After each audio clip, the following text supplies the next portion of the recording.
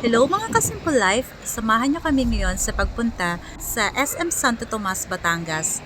First time lang namin pupuntang mag-anak sa SM na to kasi newly open lang siya. No, Wow! October 27 lang nag-open ang SM na to.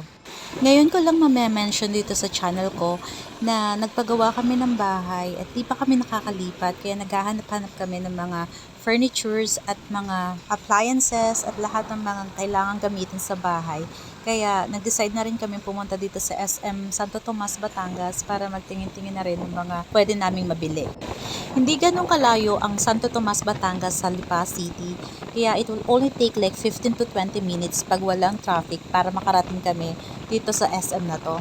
Ito na nga, malapit na nga tayo sa SM Santo Tomas, Batangas. So, kumanan lang kami dito. Madali lang siya makita kasi nasa bungad lang talaga siya ng highway. Hindi ito yung first time ko makarating na Santo Tomas, pero ito yung first time ko makikita yung SM.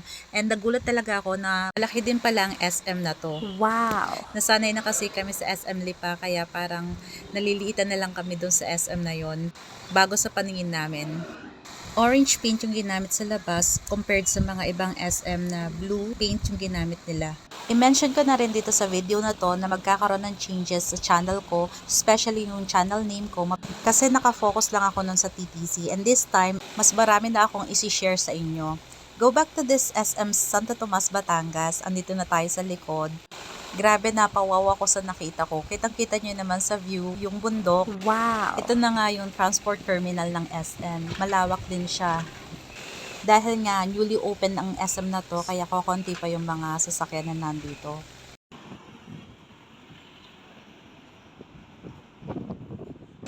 Ito na nga, makikita nyo yung napakagandang view kasi talagang napawawa ko. Although hindi naman ito yung first time na pumunta akong Santo Tomas, Batangas, pero ngayon na lang ulit ako nakapunta and nakita ko na naman itong bundok na to. Pero sorry ha, hindi ko talaga sure kung anong name ng bundok na to. Ang alam ko is Bundok Makiling ito. Comment ka po kayo kung tama po ba talaga ako. Sulit ang pagpunta dito sa SM kasi dito pa lang busog na yung mata mo. Dahil first time namin makapunta dito sa SM, hindi namin alam kung saan namin ipapark ang aming sasakyan. Kaya ang ginawa namin is nilibot namin yung buong SM. Malawak naman yung parking space sa labas pero nag-decide kami na mag-park na lang dito sa basement. Grabe, napakalawak ng parking space dito sa basement. Sa ngayon, hindi pa siya pay parking. Ewan ko lang in the future. Ito na nga yung mall entrance ng basement. Dinala namin yung stroller ng panganay ko na ngayon na ginagamit ng bunso ko. Napakalaking tulong nito lalo na pag naglalakad-lakad. Kasi nakakapagod talaga. Pagpasok sa mall entrance ng basement, may mga stores na rin or outlet ba ang tawag dito. Merong escalator papunta sa ground floor. Meron din namang elevator. Pagpasok namin, ito na nga, agad-agad, nagpa-video and picture na itong panganay ko. Wow! Pumunta na muna kami sa ground floor and dahil nga yung bunso ko nakasakay sa stroller at bagong gising lang din siya, nag-elevator na muna kami. Magagamit mo tong elevator na to para sa basement, ground floor, at second level ng SM. Ground floor muna yung pinuntahan namin and pag open ng elevator, ito na nga.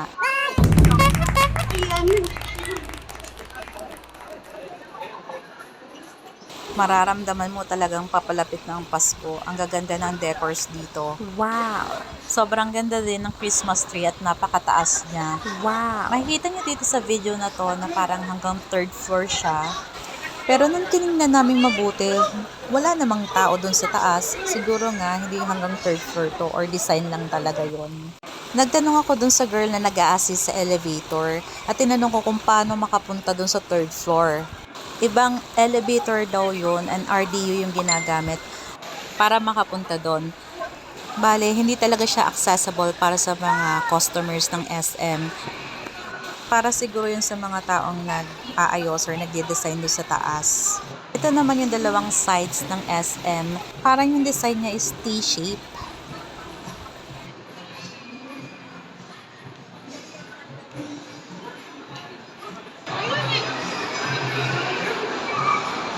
Nasa ground floor din ang supermarket. After naming malibot yung ground floor, nag-decide naman kami pumunta sa second level. Ito yung pinaka-tech zone ng SM. Wow! Ito naman yung view pag nasa second level ka. Tuwang-tuwa ang mga chikitings kasi may malaking pusa doon sa taas. Ito naman yung view pag nasa second level ka sa harapan ng SM. Wow! Kitang-kita ang nasa labas and ang ganda din ng view.